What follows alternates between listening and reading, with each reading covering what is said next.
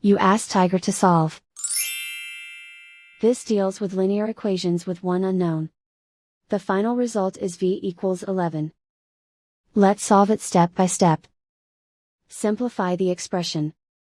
Simplify the arithmetic.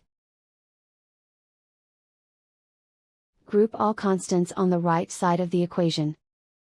Add 18 to both sides. Simplify the arithmetic.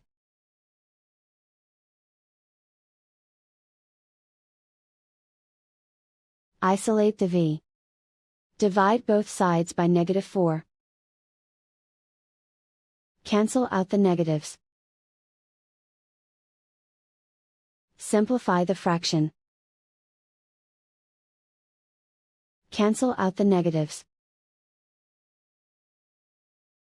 Find the greatest common factor of the numerator and denominator.